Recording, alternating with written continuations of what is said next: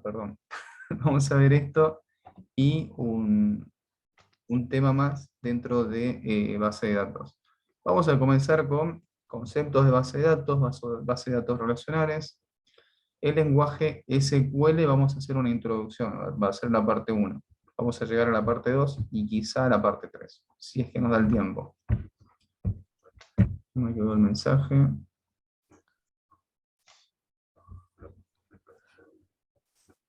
Al final del cursado será la recuperación que queda. Bien. Entonces, ¿qué es una base de datos? Es lo que nos preguntamos todos, ¿no? La base de datos o un banco de datos es un conjunto de información que pertenece a un contexto, que está ordenada y que se la guarda para poder después recuperarla, analizarla o transmitirla. Existen muchas bases de datos, desde una biblioteca hasta conjuntos enormes de bases de datos de empresas que tienen información de casi todo el planeta, como Google, por ejemplo, o Facebook. Las bases de datos son producto de la necesidad de los humanos para almacenar información, es decir, almacenar datos que necesitan ser preservados contra el paso del tiempo, el deterioro, y para poder acudir posteriormente a ellos.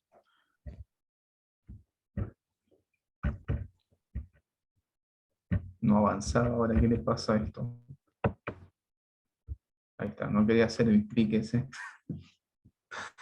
Bien, para manejar bases de datos, vamos a hacerlo a través de sistemas de gestión llamados sistemas de gestión de base de datos, o en inglés Database Management Systems, que es lo que nos permite a nosotros manejar las bases de datos.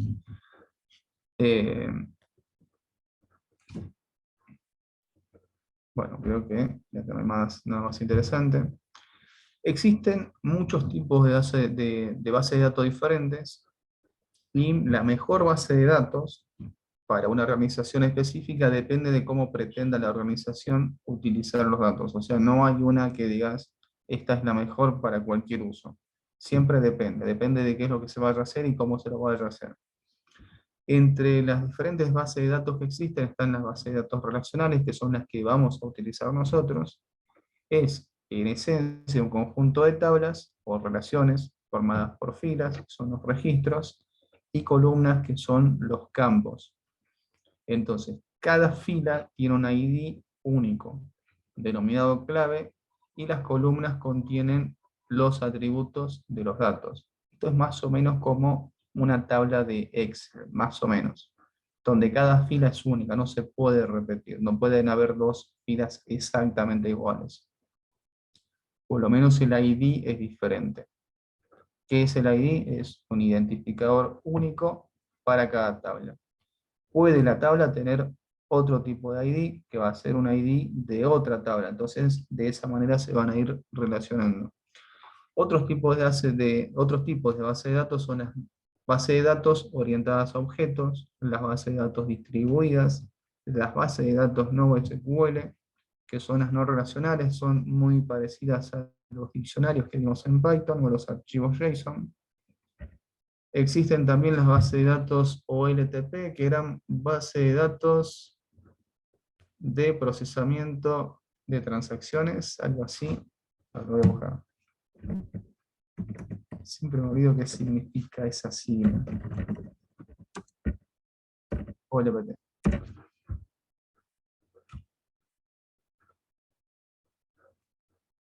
Es procesamiento de transacción en línea. Eso era.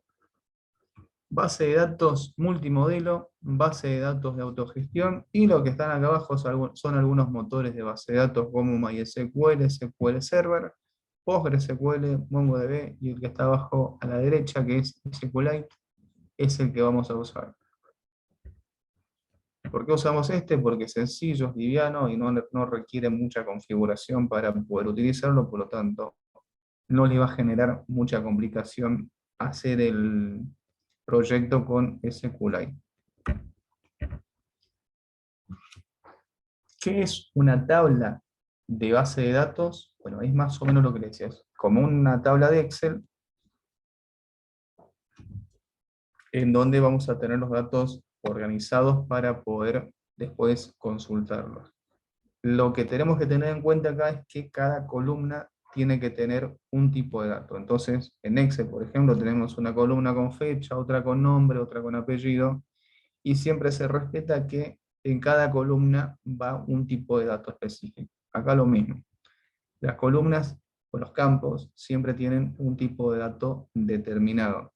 Y las filas tienen un identificador único, por lo tanto, las filas no se pueden repetir.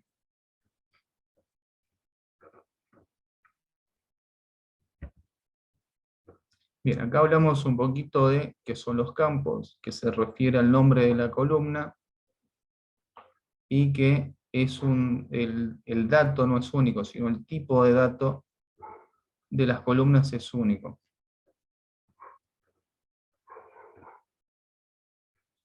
Los registros se refieren a cada fila que conforma la tabla. Los datos de las filas pueden contener campos nulos, es decir, pueden haber campos que no se completaron, que tenemos que determinar qué campos pueden ser nulos y cuáles no. La clave, por ejemplo, la que identifica la columna a la fila, nunca puede ser nulo.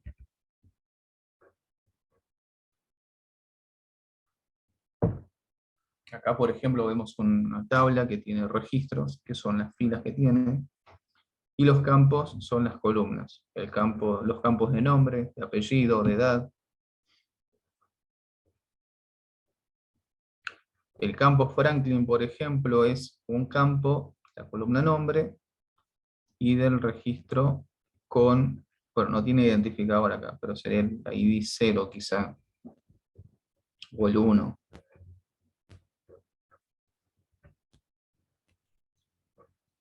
Bien, cada fila es un registro único. Eso es lo que decía, no pueden haber dos filas idénticas. No puede pasar eso. Y cada columna es un campo dentro del registro.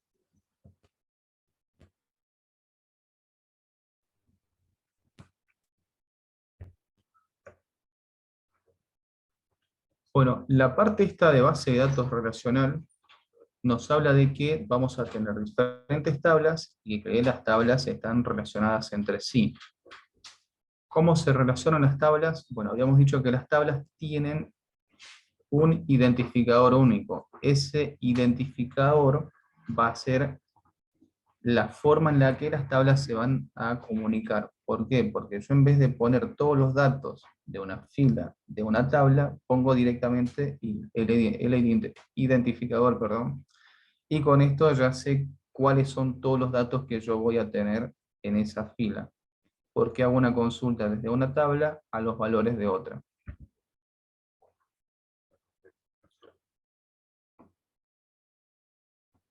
Bueno, existen varios motores de base de datos que me permiten a mí hacer una gestión de bases de datos relacionales, y la mayoría de ellos son compatibles con Python. Algunos son pagos, otros son gratuitos, hay sencillos, complicados, avanzados, simples. Algunos de ellos son SQL Server, Oracle, MySQL, PostgreSQL y SQLite.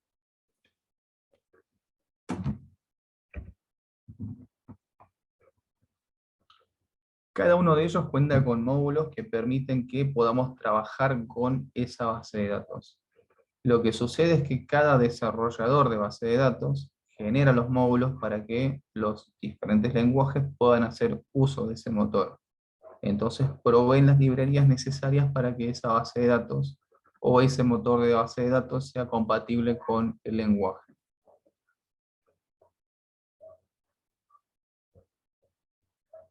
Cuando hagamos las instrucciones para leer, escribir, modificar, hacer una consulta cualquiera en una base de datos, vamos a ver que es un lenguaje nuevo, es un lenguaje diferente al que venimos trabajando. Entonces vamos a trabajar con Python para hacer lo que veníamos haciendo, y para trabajar con la base de datos vamos a trabajar con SQL.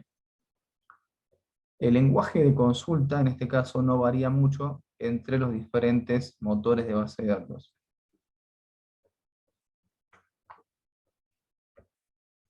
Por lo tanto, si saben SQLite, va a ser muy fácil que se adapten a SQL, a cualquier lenguaje SQL o motor, perdón, SQL como MySQL, por ejemplo, SQL Server.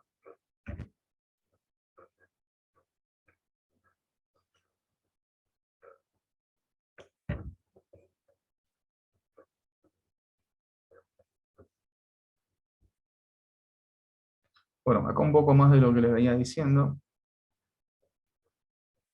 El lenguaje más utilizado en las bases de datos relacionales es el lenguaje SQL, que significa Structured Language, Query Language, que es el lenguaje de consulta estructurada, y este lenguaje abarca muchísimo contenido. Vamos a ver solamente consultas básicas. Nosotros es una introducción esto a SQLite. Entonces no vamos a ver consultas complejas, simplemente es una introducción y después ustedes pueden seguir, por supuesto, profundizando tanto como les gusta. Algunos ejemplos de consultas SQLite o SQL son las siguientes. Para crear una tabla vamos a escribir lo siguiente. Vamos a poner create table, vamos a poner el nombre de la tabla, que en este caso es artículo, ponemos el nombre de la columna, que está acá código, ponemos el tipo de dato que va a contener esa columna. Primary key significa que es la columna que va a tener la clave primaria. Y autoincrement significa que esa columna se va a ir autoincrementando. O sea que va a empezar con 1, después va a ser 2, después 3, y autoincrementa esto. En descripción, o en descripción, que está en español abajo, en descripción le digo que va a ser una columna de texto, que va a tener texto ahí. Y el precio real, le digo que el tipo de datos de esa columna va a ser real, o sea que va a tener decimales. Y el resultado sería esto. Creo una tabla de esta forma. La tabla artículo, que tiene columnas que son código, descripción y precio, donde voy a poder identificar a cada columna con el código. El código va a ser único. No puede haber dos códigos iguales. Para ingresar datos en esta columna, se usa la instrucción insert into. Insert into indica que yo estoy por agregar algo en una tabla. ¿En cuál tabla? Bueno, a continuación le digo cómo se llama la tabla. ¿Y qué columnas voy a escribir? Bueno, a continuación le indico los nombres de las columnas que voy a escribir. En este caso le digo que yo voy a insertar valores en las columnas descripción y precio. ¿Qué valores voy a ingresar? Bueno, eso va continuado de values, y entre paréntesis le digo los valores que voy a ingresar. El primer valor de acá se corresponde con la primera columna que indiqué, y el segundo valor con la segunda columna que indiqué. Entonces, en la instrucción de abajo digo que voy a insertar dentro de la tabla artículos la descripción peras y el precio 34. ¿Alguna duda hasta acá? No, no, no. Bien. ¿Alguien sabe cómo se generaron estos valores que nunca los ingresé, el código 1 y el código 2? Por la descripción de la tabla. Autoincrementable. Bien. Acá dice que Ya es que se incrementa. Bien. Bueno, ¿cómo hago para leer datos de la columna, de la tabla, perdón? Con la instrucción select, yo le digo qué columnas voy a leer. Digo que voy a leer la columna código, la columna descripción y la columna precio, y tengo que decir de dónde, de qué tabla. La tabla se la indico con from. Entonces, select selecciona las columnas que voy a leer, y from indica qué columnas, de qué tabla voy a leer esas columnas. Entonces, select, código, descripción y precio, from artículo, me está diciendo que voy a leer las columnas esas de la tabla artículo. Por lo tanto, el resultado sería esto que vemos acá abajo.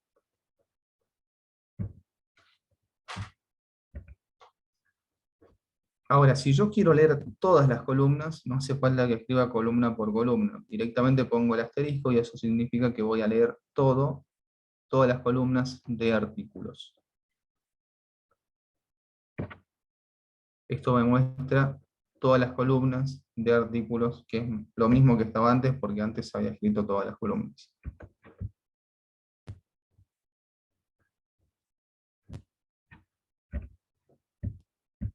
Y eso, Hernán, a mí cómo me lo muestra. Esto O sea, que ¿cómo lo veo yo? ¿Lo veo como la lista de abajo? No. depende de qué programa estés usando para leerlo, pero sí, te va a traer algo muy parecido a esto. Ah, Te trae algo muy, muy parecido. está bien. No es que te aparece una lista como cuando escribimos en el Colab, así. Te hace una casilla, digamos. Claro.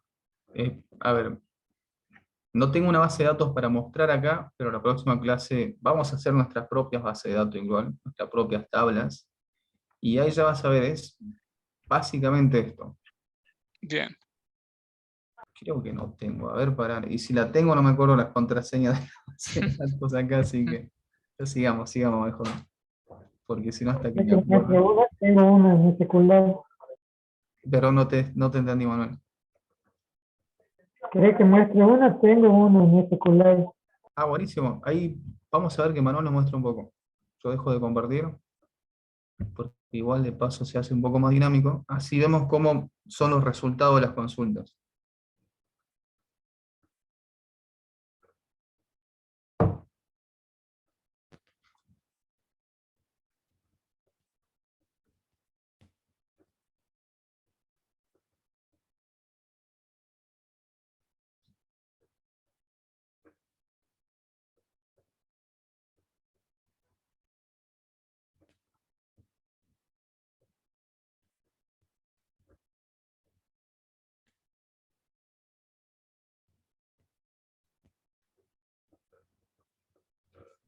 ¿Se ve? Vale, sí, sí, sí. Hace un Sí. select sencillo, nomás no le metas mucho power ahí, para no complicar a nadie.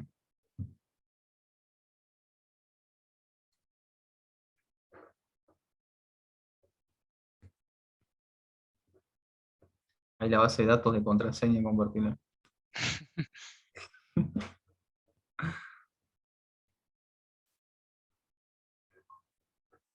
Y así es como se ve.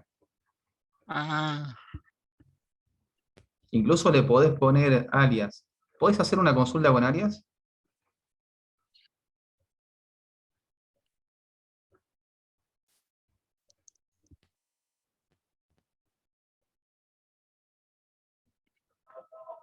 Acá era, ¿no? No me acuerdo, ¿no? Ponés select, ID, has, no sé, ponele Ahí. ID en mayúscula, que no le podemos poner.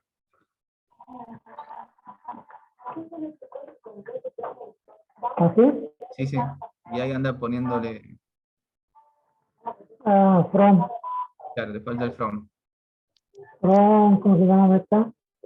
Eh, novedades, app-post, algo así. Pero ya la borré. Busquemos una más fácil.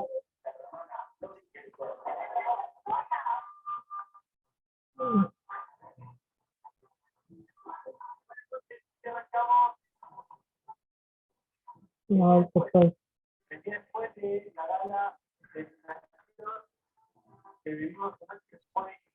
L, ahí,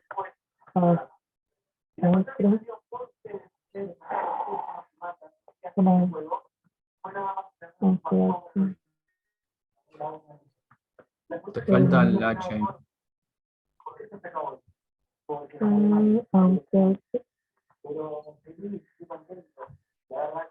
aplica. No me ve. No, por algo. Ya la próxima que hace le prometo que hago consultas con alias. que se usa mucho al alias. No, en realidad no. Ah, Pero si te vas a hacer la consulta directamente desde la consola, te sirve bastante porque visualizas mejor qué es cada cosa. ah, Pero no creo que ustedes trabajen directamente desde la consola, pero es una curiosidad bastante interesante. ¿De qué le No, puedo pero andar andando? está bueno que haya mostrado ese navegador y cosas, porque no tenía idea que era así, digamos. Sí, igual no van a haber tantas tablas, así que no te preocupes, que va a ser más sencillo. Eso es de MySQL. Mm. SQLite es mucho más sencillo. Aparte, estaba mostrando las tablas que ya vienen con el Workbench, Ah, que es el motor el que estaba usando ahí. Bueno, entonces con el select hacía las consultas, pero ¿qué pasaba? Si yo ponía select, me trae todo, porque yo no ponía un filtro. Entonces, si tengo una lista de usuarios, me traerían todos los usuarios. Si tengo una lista de alumnos, me trae todos los alumnos. Pero si yo quiero que traiga solamente los alumnos aprobados, por ejemplo, debería poner una condición. Esa condición la pongo con el where. Entonces, hasta el from artículo es lo que ya vimos. Where precio mayor a 23,50 me dice que los traiga mientras el precio sea mayor a 23,50. O sea que solamente va a traer aquellos artículos que tengan un precio superior a esto. Si hubiese sido mayor o igual, traía la naranja. Pero como es mayor, exclusivo, no la trae. El where entonces es lo que a nosotros nos permite filtrar los resultados que va a traer. Y esto es importante, ¿por qué? Porque mientras más liviana la consulta, mejor. Porque a veces, la mayoría de las veces, las bases de datos están en internet o en la nube, o corriendo en algún servidor. Entonces, tengo que optimizar la consulta trayendo una respuesta lo más chica posible para que mi consulta sea respondida lo más rápido posible también. Bueno, esta es toda la teoría de la parte 1. Vamos a ver qué hora es. 10 menos 10. Sí, sí llegamos a la parte 2. Bueno, vamos a la parte 2. La 2 es muy parecido a la 1, así que...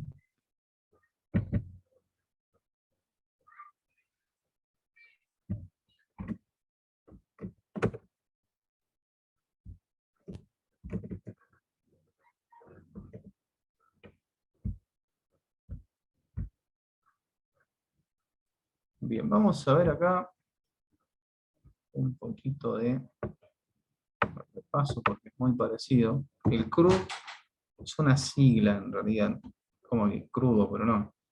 La C es de create, la R de read, o sea, es de crear, leer, actualizar y borrar. Eso es lo que vamos a hacer con las bases de datos. Son todas las operaciones que podemos hacer en una base de datos. Vamos a hablar un poquito más sobre las claves primarias. La segunda parte de SQL está acá, y vamos a hablar también de claves foráneas. Habíamos hablado de claves primarias antes. Ahora vamos a hablar de claves foráneas. Entonces, el concepto de CRUD, según lo que está acá, dice que está estrechamente vinculado a la gestión de datos digitales. Y lo que les decía, es un acrónimo que hace referencia a crear, leer, actualizar y borrar registros.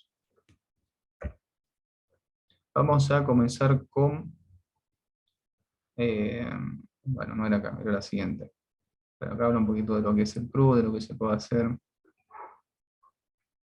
Es interesante por ahí tener un archivo que sea exclusivamente para manejar la base de datos, y cuando yo vaya a tratar de hacer algo en una base de datos, utilice todas las funciones que creo en ese CRUD.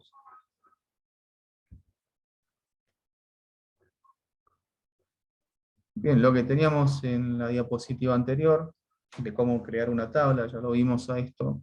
Create table, nombre de la tabla, nombre de la columna, tipo de dato, longitud, otra vez el nombre de la columna, tipo de dato y longitud, donde el nombre de la columna es el nombre que identifica la columna, el encabezado. El tipo de dato especifica el tipo de dato que va a tener esa columna, que puede ser varchar, por ejemplo, ínteger, decimal, etc. Y la longitud especifica la cantidad de caracteres que va a admitir esa columna en la tabla.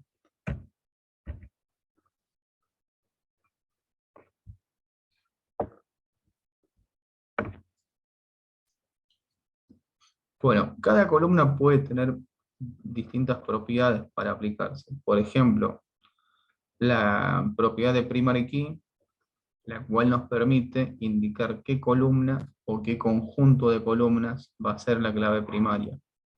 También podemos establecer que alguna columna no acepte valores nulos a través de la propiedad not null. ¿Por qué digo que un conjunto de columnas puede ser la clave primaria? Porque puede ser una clave primaria compuesta por más de una columna.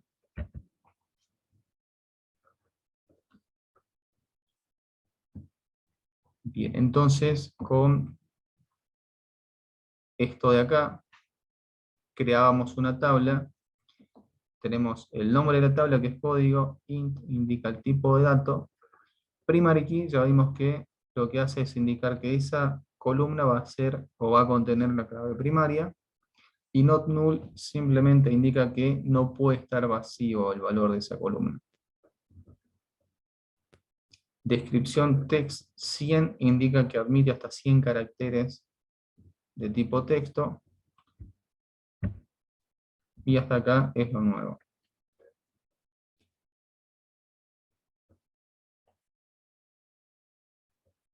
Bien, cuando tenemos una clave primaria, cada una de las columnas que componen esa clave primaria no pueden ser nulas, no pueden tener la propiedad null. Entonces, además de primary key, le agregamos la propiedad not null. En este caso, por ejemplo, el código, que es la clave primaria, no puede ser nulo, por lo tanto siempre tiene que haber un código. Quizá pueda faltar el precio, quizá pueda faltar la descripción, según la forma en la que está creada la tabla esta, ¿no? Pero el código no puede faltar nunca.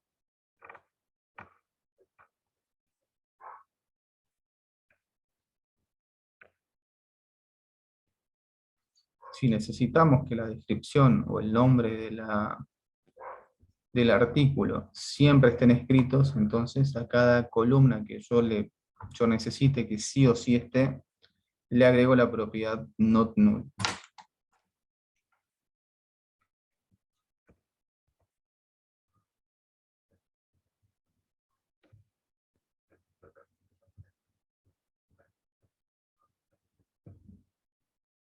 Ahora, la columna definida como clave primaria, primary key, debe ser única. Esto significa que el valor es único, que no se puede repetir, y not null.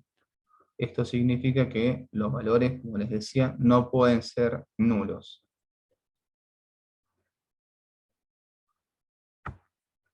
Y cada tabla solamente puede contener una clave primaria, que esa clave primaria puede ser una columna o más de una. Puede ser un conjunto de columnas también.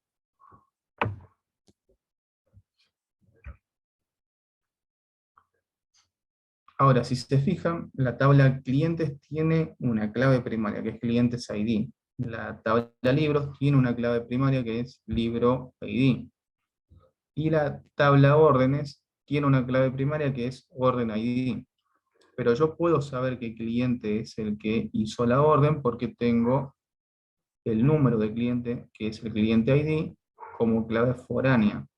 O sea, es una clave primaria de otra tabla, que yo la tengo escrita acá, pero que no es una clave primaria en esta tabla, sino que es una clave foránea. Cliente ID aquí es una clave foránea, o una foreign key.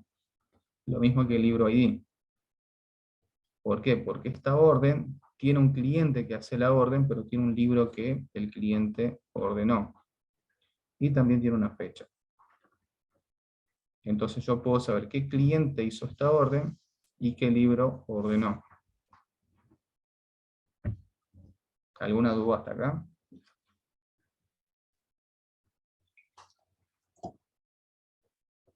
No, se entiende.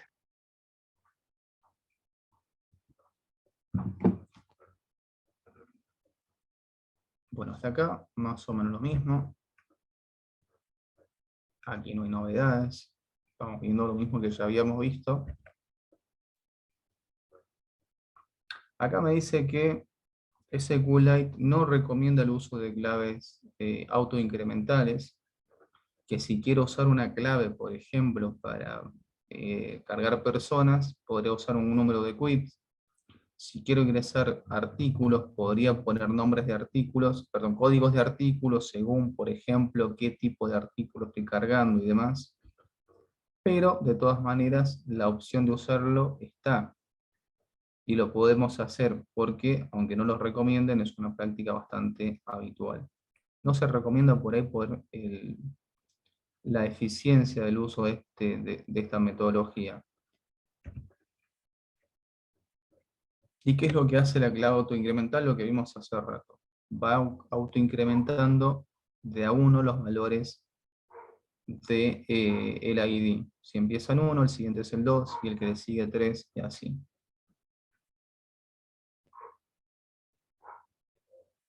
Entonces quizá puedan repetirse todos los demás valores, pero el ID tiene que ser único.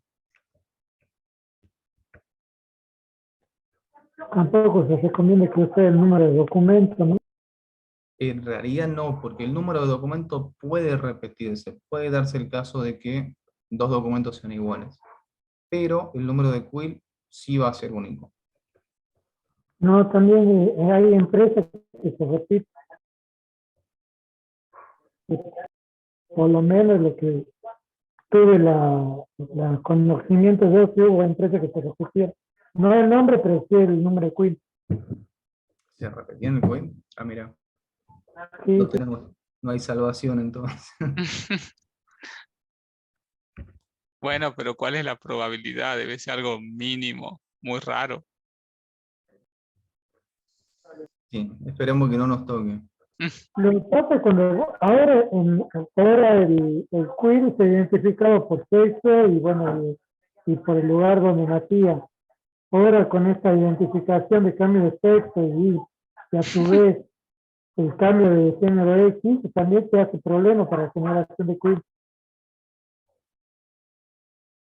Hay cambios también, tienen que cambiar.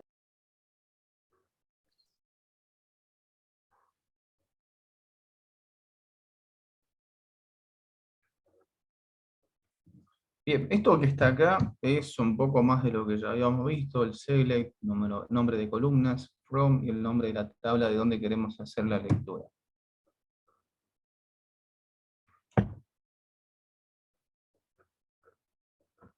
Esto ya lo habíamos visto en el tema anterior, en las diapositivas anteriores.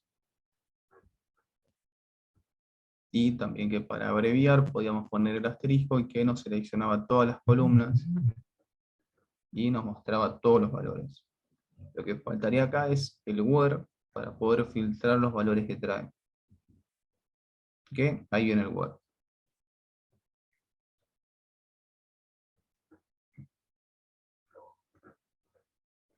Ahora, el where me trae los valores siempre y cuando la condición del valor que vaya a traer, de la fila que vaya a traer, sea verdadero frente a la condición que ponga el where. ¿Y qué es lo que podemos evaluar dentro del where? Podemos evaluar si es que es mayor o igual, si es menor o igual, igual estricto o distinto. Hay algunos también que ya lo vamos a ver en la próxima diapositiva. Además tenemos acá el is not null, o sea que puede traer los valores que no sean nulos solamente. Y tenemos operadores lógicos como el and, or o not. Es más o menos lo que ya habíamos visto, solo que la sintaxis es un poquito diferente. Sobre todo en el distinto, creo que después los demás no hay tanta diferencia. Bien, esto que está acá, ¿qué es lo que haría?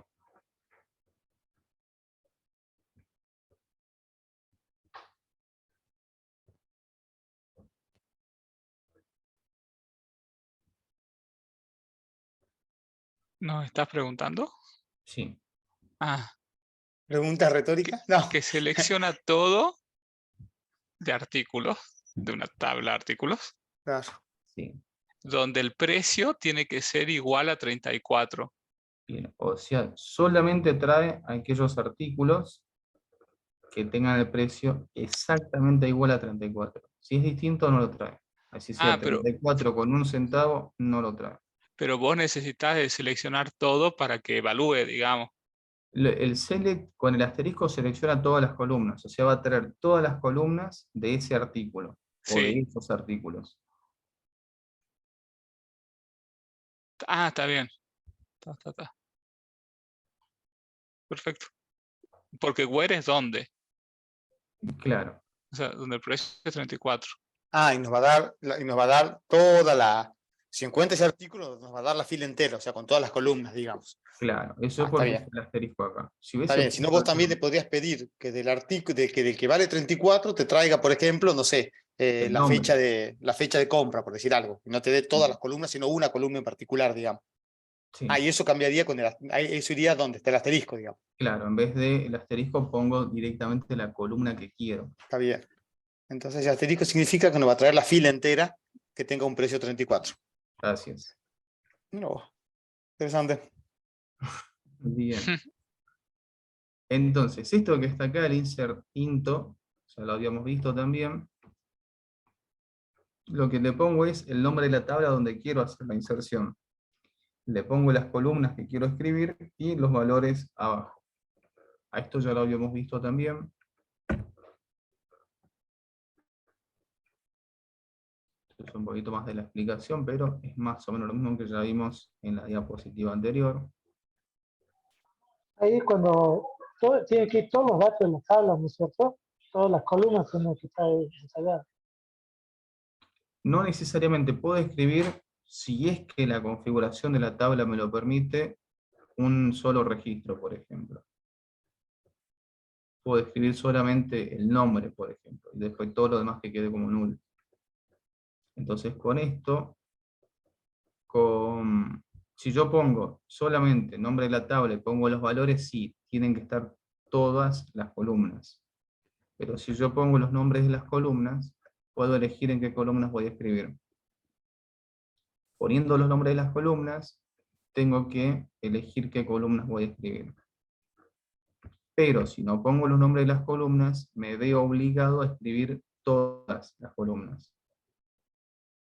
Y las tengo que escribir en el orden en el que están creadas.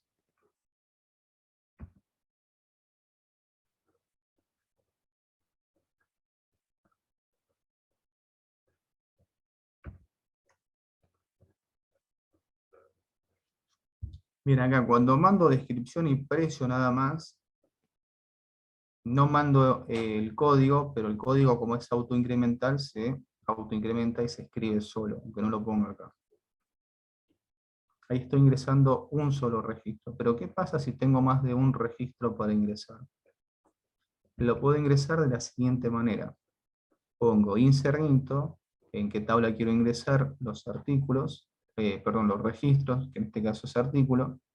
Pongo las tablas, las columnas de la tabla que voy a escribir.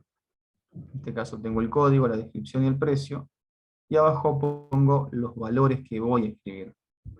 Los valores son cada fila que voy a escribir que están separados por comas. Fíjense que acá hay una coma, abajo hay otra coma, y el punto y coma este es fundamental, porque en Python no usamos punto y coma, pero muchos lenguajes, SQL entre ellos, usan un punto y coma.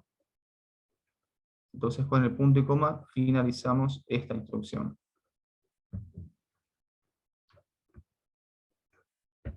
Bien, ¿alguna duda hasta acá?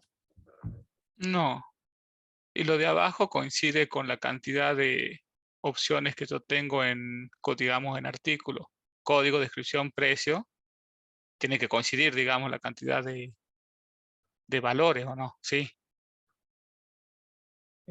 Claro. El O código. sea, lo sabe me refiero, lo sabe por el orden en el que uno lo pone. Sí, sí, sí. Ah, El primer elemento de esta tupla corresponde a la primera columna que escribí. El segundo elemento de la tupla corresponde a la segunda columna que escribí. Y el tercer elemento de la tupla corresponde también al tercer valor o el tercer nombre de columna, perdón, de la tabla que escribí. Bien.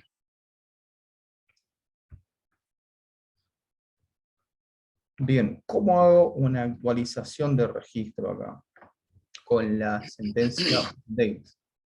Tengo que poner update, el nombre de la tabla, después pongo set, el nombre de la columna que quiero modificar, y el nuevo valor. Pero, ¿qué pasaría acá? En este caso estoy haciendo un update sin un where, y hay un montón de memes al respecto, ¿no? Lo que haría acá es que todos los registros de la columna esta, del nombre de columna, van a valer este valor. Entonces, si yo tuviese una tabla de personas, vamos a poner Excel acá,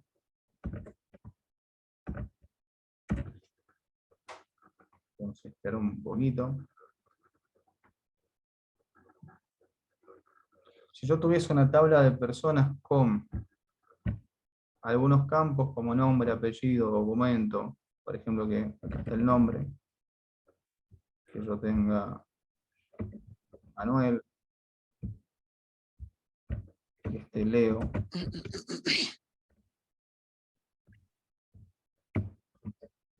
Rodrigo, que yo quiera hacer un update de Manuel, que no sé, por ejemplo, que Manuel ahora se cambie el nombre a Emanuel, y lo haga con esto, con esta forma. Digo que los valores que están dentro de la columna nombre, le agregue, lo cambie por el valor que yo le pongo acá, que ahora va a ser Emanuel. Entonces lo que me dice esto es que tengo que hacer esto de acá.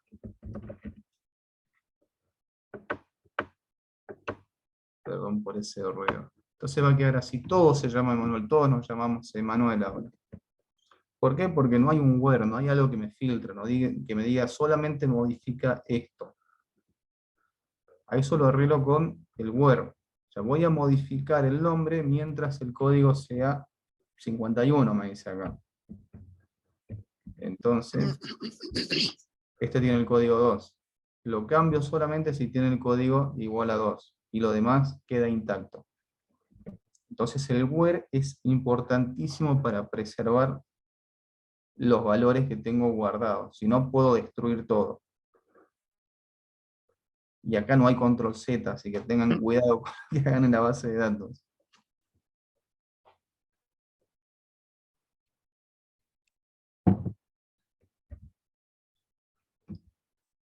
Bien, lo que hace acá es, de la tabla artículo, modificar la columna descripción por galletas saladas y precio igual a 100, mientras el ID sea igual a 51. O sea, si el ID es igual a 51, en la descripción no importa lo que había antes, ahora va a estar escrito galletas saladas, y no importa qué precio tenía antes, el precio ahora va a ser 100. Solamente al ID 51, y como el ID siempre es único, solamente voy a modificar un registro. ¿Alguna duda con esto? No. No. Bien. Si acá sí terminamos. Falta el delete. Y acá llegamos al delete. Bueno, con el delete lo mismo. Si hago un delete from table y el nombre de la tabla, me borra todos los valores de la tabla porque no le digo que quiero que borre. Igual no está tan bueno hacer borrados físicos, que acá estoy borrando directamente el valor. Lo recomendable por ahí para mantener la integridad de los valores de la tabla es poner acá, por ejemplo, una columna que se llame borrado, que tenga un valor booleano que sea true o false, o que se llame visible, o no sé, el nombre que le quieran poner. Entonces, si es que borrado está en false, yo lo muestro. Si borrado está en true, significa que está borrado, por lo tanto no lo muestro. Entonces con eso hago un borrado lógico. Y cuando yo pongo borrar, en realidad no lo borro, sino que lo oculto. Y cuando después algo haga referencia a un ID que esté aquí, al ID 3 por ejemplo, o al 2, que es el que está borrado. Si algo hace referencia al ID 2, lo voy a encontrar, lo voy a poder mostrar porque existe. En cambio, si es que hago referencia a ese ID y no existe, la tabla va a estar incongruente, por lo tanto puede presentar errores.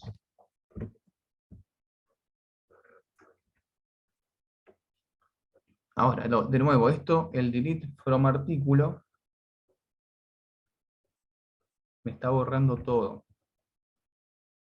Lo que tengo que hacer es, como está acá, restringir a un ID en particular lo que quiero borrar. Acá me está borrando solamente el alumno que tiene la ID igual a 3. Los demás alumnos siguen ahí intactos, no los toqué. También hay un montón de memes sobre el delete, sin el where, búsquenlo después. Che, Hernán, o sea que where hay que usarlo básicamente siempre, salvo que quiera borrar absolutamente todo o cambiar absolutamente todo. Salvo que quieras que te despidan, sí. Ah, bueno, buen dato. Y, sí, Pero ahí te porque, despiden, ¿con razón o sin razón? y si borras toda la base de datos, es como que... Nosotros, decía, ¿No te dan indemnización o sí? Eso es lo que importa. Yo creo que no, no sé qué opinan. No. Eh, si no tenemos respaldo, pues, te digo, ¿no? y no se guarda un respaldo automático o algo, cosas si te mandas una gran macana, lo En puedes base de recuperar. datos se hacen, Si lo tenés programado, sí. pero se hacen backup diarios. O sea, si yo tengo un backup de ayer y yo acabo de romper la base de datos, todo lo que hice hoy se perdió. Claro. Ya me pasó.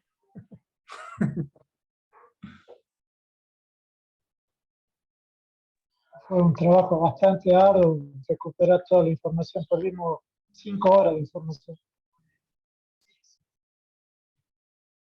Así que tengan cuidado con eso. ¿Ah? Where siempre, básicamente.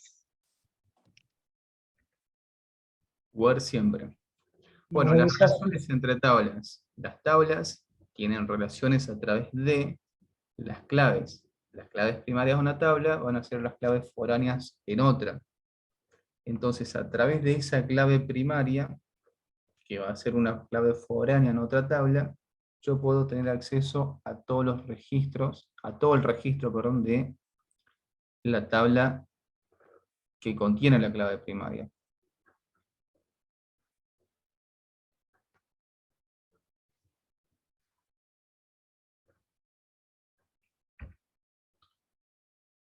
Como yo digo que una clave va a ser una clave foránea, tengo que poner foreign key, y entre paréntesis la clave foránea, y hago referencia de dónde saco esa clave foránea.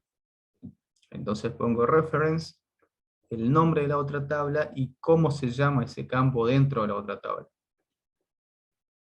Es importante esto que la clave foránea sea del mismo tipo que la clave primaria a la que se hace referencia. Veamos un ejemplo. Tengo una tabla categoría que tiene una ID cate de categoría, que es de tipo integer, de 4 de longitud, que es clave primaria acá en categoría, y es autoincremento. La descripción dice que va a ser varchar, o sea, texto, de 30 de longitud. Ahora, tengo otra tabla que es la tabla producto, que tiene una ID prod, que es integer, primary key y autoincrement. Esta es la clave primaria de producto. La descripción es varchar, el precio es double, y la ID categoría es integer de 4. Fíjense que ID cate es integer de 4. Y de categoría es integer de 4, por lo tanto son del mismo tipo y longitud. Y acá el ID categoría es foreign key, por lo tanto pongo foreign key, y de categoría, digo que ese campo va a ser una clave foránea, y la referencia es categoría, o sea la tabla es categoría, es esta tabla, y en esa tabla, ID categoría se llama ID cate. Acá se llama ID cate. Son del mismo tipo y longitud.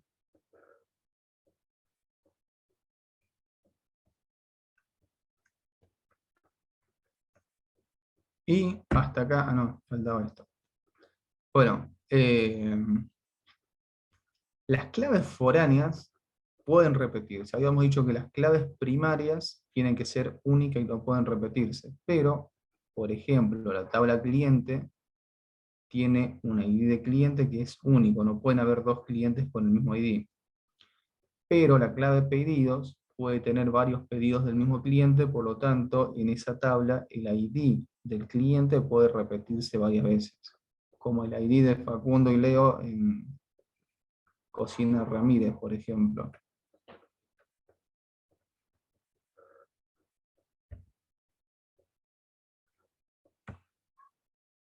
Bien, las relaciones de uno a mucho son estos. Un cliente puede tener muchos pedidos.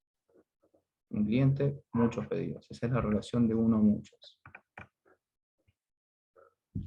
En este ejemplo, en el anterior, el campo de clave principal o la clave primaria, en la tabla clientes, el ID del cliente se ha diseñado para contener valores exclusivos, o sea que van a ser únicos.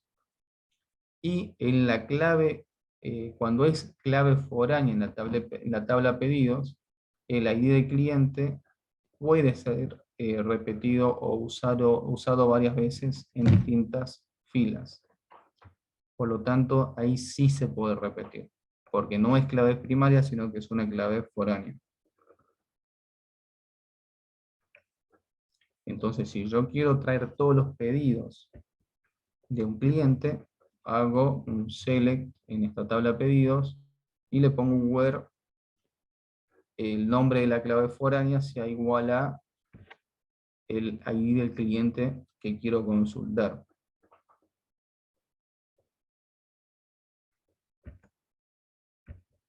Y ahora sí, hasta acá llegamos. Creo que casi justo con el tiempo, ¿no?